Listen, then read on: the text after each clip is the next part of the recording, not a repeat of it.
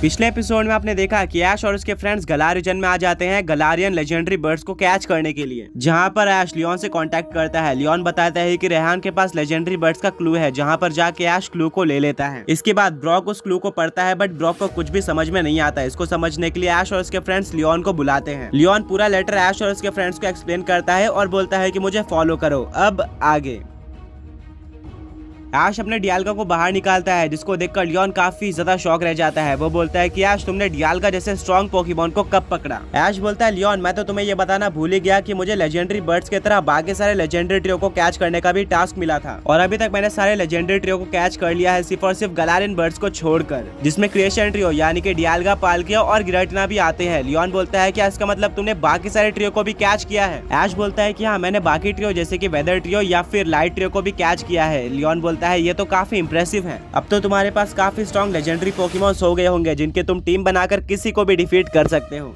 ऐश बोलता है, हाँ बिल्कुल। लियोन बोलता है कि अब हमें चलना चाहिए। ऐश अपने डियाल्गा के ऊपर बैठ जाता है। वहीं पर ऐश के फ्रेंड्स भी डियाल्गा के ऊपर बैठ जाते हैं। सब लोग लियोन के कॉर्विनाइट को फॉलो करना स्टार्ट कर देते हैं। कुछ टाइम बाद लियोन एक जगह पर लैंड करता है, जहाँ पर ऐश और उसके फ्रेंड्स डियाल्गा के साथ लैंड कर जाते हैं, एंड उनको वहाँ पर कोई भी ट्री देखने को नहीं मिल रहा था। लियोन बोलता है कि वो ट्री यही कहीं होना चाहिए। कुछ टाइम ढूंढने के बाद फाइनली लियोन को वो ट्री दिख जाता है। वो बिल्कुल सेम दिख रहा था स्केच के तरह। ऐश बोलता है, वेल, अब हमें आगे क्या करना है? लियोन बोलता है कि तुम सबसे पहले कौन से गलारियन बर्ड्स को देखना पसंद करोगे? ऐश बोलता है, मुझे पर्सनली आर्टिकुनो काफी ज्यादा पसंद है, जिसके चलते मैं गलारियन आर्टिकुनो को देखना पसंद करूंगा। लियोन बोलता है, ठीक है, फिर हमें गलारियन आर्टिकुनो को कैच करने के लिए जाना होगा स्नो स्लाइड स्लोप पे। ये एक बर्फीली जगह है, जहाँ पर मैप के हिसाब से गलारियन आर्टिकुनो होना चाहिए। ऐश बोलता है, ठीक है। सब लोग वापस से अपने अपने पोकेमॉन्स पर बैठ जाते हैं और कॉर्विनाइट को फॉलो करते हुए स्नो स्लाइड स्लोप पे पहुंच जाते हैं, जहाँ पर काफी ज्यादा बर्फ पड़ रही होती है। लियोन बोलता है कि बाकी सारे लेजेंडरी पोकेमॉन से अलग गलारियन लेजेंडरी बर्ड्स हमें कहीं पर भी देखने को मिल सकते हैं वाइल्ड एरिया में, उनकी कोई स्पेसिफिक लोकेशन नहीं है। ब्रॉक बोलता है, ये तो काफी हार्ड होने वाला है, फिर हमें कैसे पता चलेगा कि वो पोकेमॉन हमारे आसपास ही है?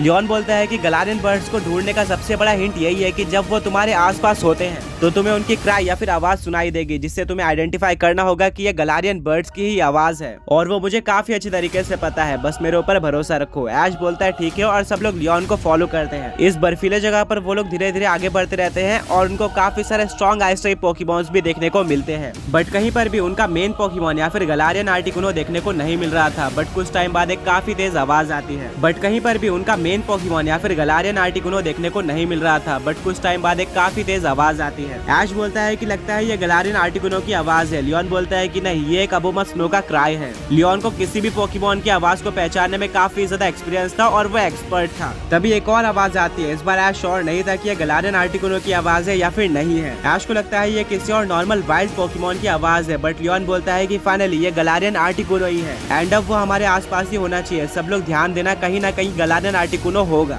सब लोग बिल्कुल फोकस्ड हो जाते हैं और ध्यान देते हैं कि आसपास कहीं पर गलारियन आर्टिकुनो है या फिर नहीं है। कुछ टाइम बाद लियोन बोलता है कि वो देखो, सामने एक गलारियन आर्टिकुनो उड़ रहा है। सब लोग काफी ज्यादा एक्साइटेड हो जाते हैं, और वहाँ पर सच में एक गलारियन आर्टिकुनो था, जो कि देखने में काफी ज्यादा मैजेस्टिक लग रहा था। सब लोग काफी तेजी से उस गलारियन आर्टिकुनो की तरफ बढ़ते हैं, बट गलारियन आर्टिकुनो डेंजर को सेंस कर लेता है और भागने लगता है। इतने मुश्किल से ढूंढने के बाद लियोन उसको नहीं जाने दे सकता था, जिसके चलते वो अपने चार्जार्ड को बाहर निकालता है और उसके ऊपर बैठकर गलारियन आर्टिकुनो का पीछा करना स्टार्ट कर देता है। वो फ्लेम थ्रोअर यूज करता है गलारियन आर्टिकुनो पर, जिससे आर्टिकुनो का बैलेंस बिगड़ जाता है, और फाइनली चार्जार्ड यूज करता है विंग अटैक का, जिससे आर्टिकुनो नीचे गिर जाता है। आर्टिकुनो इंजर्ड हो चुका था, बट लियोन का चार्जार्ड आर्टिकुनो के ऊपर आगे अटैक नहीं करता है, और लियोन पोशन का यूज करके गलारियन आर्टिकुनो को हील करता है, जिससे गलारियन आर्टिकुनो लियोन के ऊपर बिलीव करना स्टार्ट कर देता है और इसको लियोन पसंद आ जाता है। लियोन गलारियन आर्टिकुनो को सब कुछ बता देता है कि मेरे फ्रेंड ऐश को एक टास्क कंप्लीट करना है, जहां पर उसको तीनों ही गलारियन लेजेंडरी बर्ड्स को डिफीट करना है, जिसमें तुम गलारियन ज़ैप्डोस और गलारियन मोल्ट्रेस आते हैं। आर्टिकुनो समझ जाता है और वो हेल्प करने को तैयार हो जाता है। ब्रॉक, मिस्टी, सरीना और ऐश ये देखकर शॉक हो जाते हैं कि लियोन ने कितने ज्यादा इजीली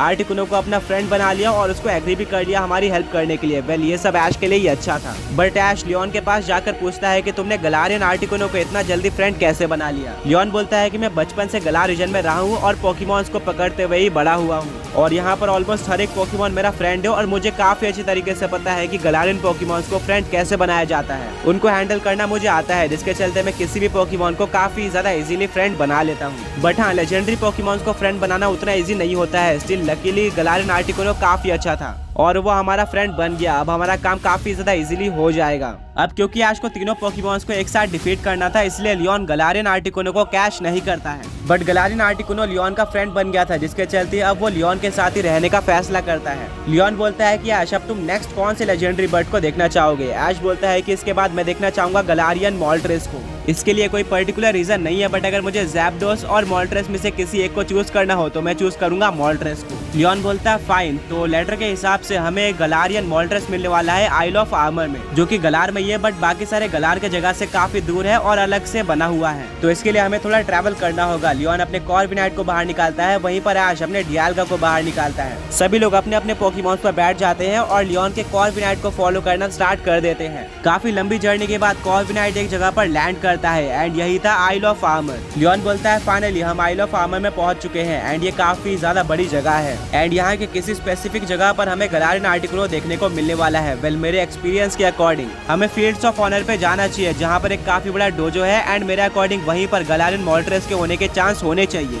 ऐश बोलता है ठीक है और दोबारा से सब लोग अपने अपने पोकेमॉन्स के ऊपर बैठकर कॉर्विनाइट को फॉलो करते हैं। फील्ड्स ऑफ ऑनर काफी दूर था, जिसके चलते ऐश और उसके फ्रेंड्स काफी ज्यादा थक गए थे, बट फाइनली वो फील्ड्स ऑफ ऑनर पे पहुंच जाते हैं। ऐश बोलता है फाइनली हम यहाँ पर पहुंच गए, बट ये जर्नी काफी ज्यादा बड़ी थी, ये पूरे एक दिन तक के लिए चली थी, जिसके चलते सब काफी ज्यादा थके हुए थे। लियोन बोलता है कि मैं समझ सकता हूँ, बट हमें पहले गलारियन मोल्ट्रेस को कैच करना होगा, उसके बाद मैं तुम्हें एक स्पेशल जगह पर लेके चलूंगा। ये सुनकर सब लोग काफी ज्यादा एक्साइटेड हो जाते हैं। लियोन बोलता है कि जैसे कि मैंने बताया था कि फील्ड्स ऑफ ऑनर में एक काफी ज्यादा बड़ा डोजो है, वही सबसे बड़ा साइन है गलारियन मोल्ट्रेस के वहाँ पर होने का। सबसे पहले हमें उस जगह पर जाना होगा। लियोन को फॉलो करते हुए सब लोग उस डोजो पे पहुंच जाते हैं, जहाँ पर उनको आसपास कहीं पर भी गलारियन मोल्ट्रेस देखने को नहीं मिल रहा था। लियोन बोलता है बिल्कुल गलारियन आर्टिकुनो की तरह वेट करो कि हमें गलारियन मोल्ट्रेस की आवाज सुनने मिले, और डोजो के बाद वही सबसे ज्यादा बड़ा हिंट होने वाला है गलारियन मोल्ट्रेस के यहाँ पर प्रेजेंस का। सब लोग काफी पेशेंटली वहाँ पर वेट करते हैं, बट काफी ज्यादा वेट करने के बाद भी उनको कोई आवाज सुनाई नहीं देती है।